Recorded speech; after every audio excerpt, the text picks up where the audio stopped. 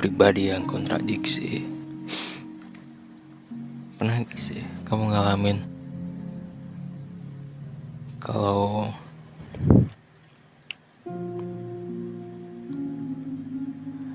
dirimu sendiri itu takut untuk dibilang gak konsisten sama orang lain, seolah ada rasa tanggung jawab untuk menjaga reputasi dan buat kita tidak ingin menjelekan. Jadi di lingkup sosial kayak kan berbicara itu masuknya ke lingkup sosial menurutku, karena yang aku sadari, aku yang berbicara berbeda dengan aku yang menulis. Kalau aku nulis tuh di buku itu kan jadi lebih personal, topiknya bisa lebih mulus, bisa lebih bebas intinya sih. Karena mungkin alam bawah sadarku menangkap bahwa di sini nggak ada siapa-siapa. Aku berbicara pada kekosongan, bukan berbicara pada orang lain. Aku berbicara pada diriku sendiri. Tapi berbeda saat aku ngomong gini. Rasanya ada sebuah tali yang masih samar-samar ku genggam. Sebuah rumusan sosial ya, untuk nggak mengambil resiko dan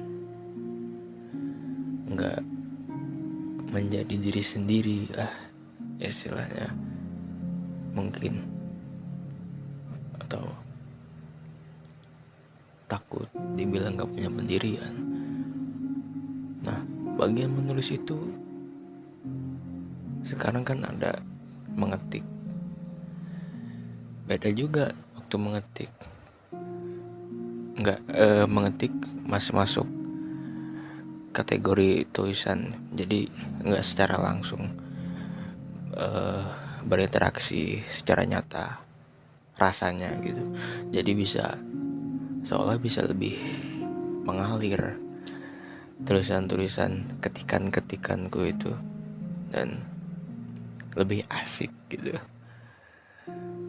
Kadang-kadang aku juga yang ngetik sendiri heran, sebenarnya aku bisa berbicara seperti itu, tapi seolah ada jembatan, ada jurang yang tidak dijembatani antara skill menulisku,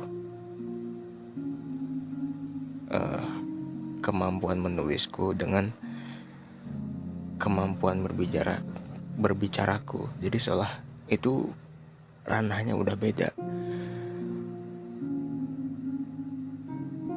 Kayak misalkan taruhlah penulisanku ini level 2 gitu. Nah, pas aku bicara itu mulanya dari nol lagi. Kayak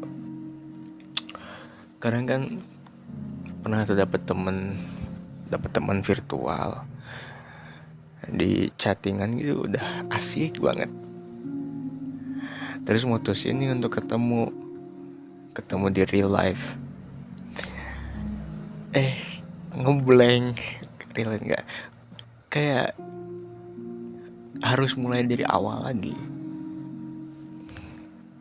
Itu sih yang aku rasain. Seolah ada gap, ada kesenjangan. Seolah itu emang ranahnya beda. Jadi seasik apapun waktu di chat, tapi pas ngobrol secara langsung seolah harus mulai dari awal lagi. Ya, harus pemikiran kita tuh harus melewati filter lebih banyak gitu untuk disampaikan. Jadi butuh energi lebih banyak, kayak gimana caranya biar penyampaian nggak ofensif, misalkan nggak menyinggung, dengan intonasi dan nada bicara yang lebih disesuaikan. Dan seringkali tujuannya untuk tidak menyebabkan konflik kan. Kupikir juga hal ini terbentuk dari lingkunganku sendiri, di mana tempat hidupku seringkali memang mengedepankan untuk tidak membuat konflik. Jadi nggak pernah berdebat lah, atau jarang berdebat pada sesuatu yang mungkin bisa mengancam nyawa gitu. Terus kayak perdebatan agama gitu kan, yang sering kali jadi perdebatan dan ujung-ujungnya jadi debat kusir. Orang kan sering kali menghindari topik pembicaraan itu karena rasa takut satu, ya takut salah, dua takut kualat kan, yang ketiga ya takut membuat konflik yang besar kemungkinan. Dan ini pendapat pribadi ya. Nah, kadang ketakutan, takut sih bukan hanya sekedar malu, lebih takut untuk dihakimi oleh orang lain. Tapi kalau dipikir-pikir, rasa takut itu nggak terlalu relevan juga. Kenapa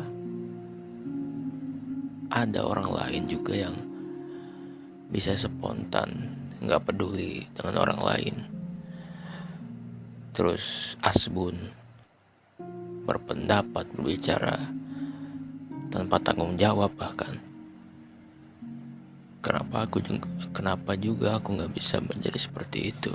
Kenapa juga aku nggak boleh melakukan hal seperti itu? Seenggaknya tentu ya masih kupikir harus dalam batas wajar lah. Karena kan ada konteks yang harus dipertimbangkan dalam berbicara spontan dan tidak disensor, taruhlah. Kayak misalkan di podcast gitu kan, perkataan gak disensor, itu kan tergantung sama circle mereka, yang emang mereka orangnya berkepribadian A, taruhlah, terus dan punya audiens yang berkepribadian A juga. Jadi dengan algoritma itu mereka ya santai-santai aja dengan hal yang taruhlah barbar gitu, perkataan yang tidak disensor.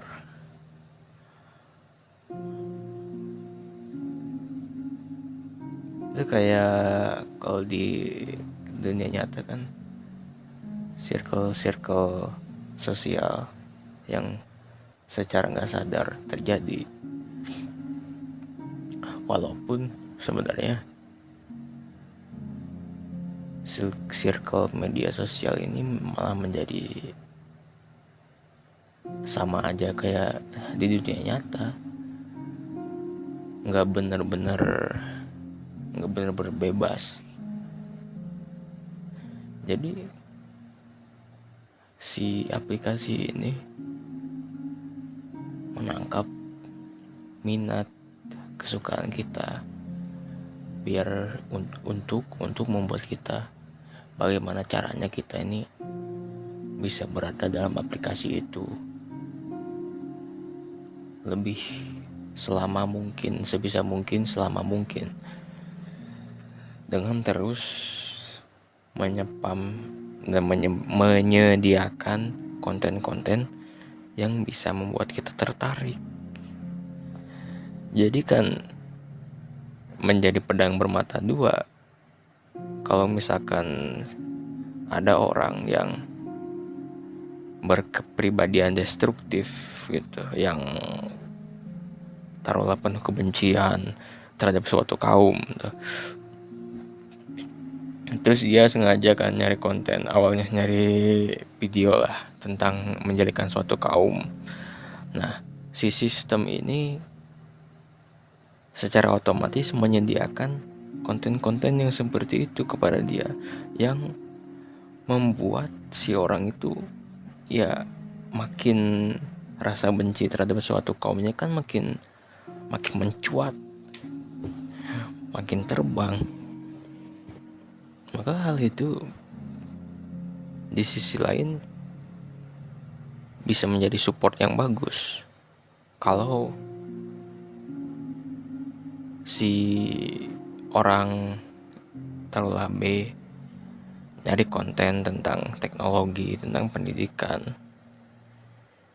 Sistem otomatis memberikan konten-konten yang seperti itu juga, tentang pendidikan, tentang teknologi, yang secara nggak sadar itu membantu si B ini untuk terus berkembang dan terus belajar, yang akhirnya menjadi hal yang positif kan.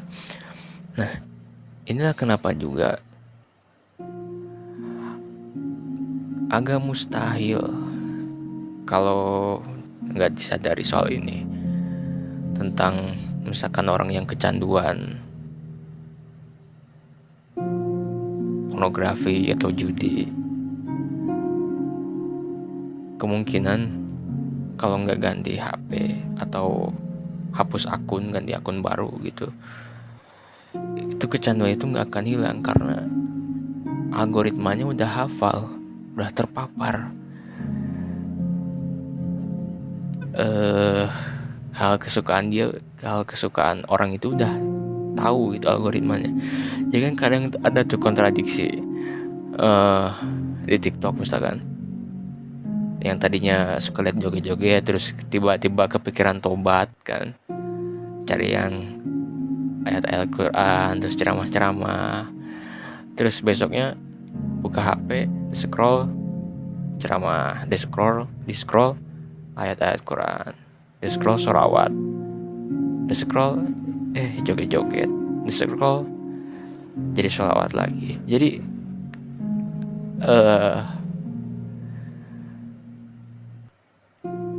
kontradiksi. Jadi malah justru menyiksa si orang yang ingin tobat ini gitu. Kayak juga kalau menghindari judi kan, karena si algoritmanya udah tahu bahwa si orang ini suka konten judi, terus kalau nggak ganti akun ya iklan-iklan tentang judi itu kan tetap muncul. Jadi harapan untuk menang dalam judi terus muncul karena terus dipupuk sama iklan-iklan sama konten-konten judi.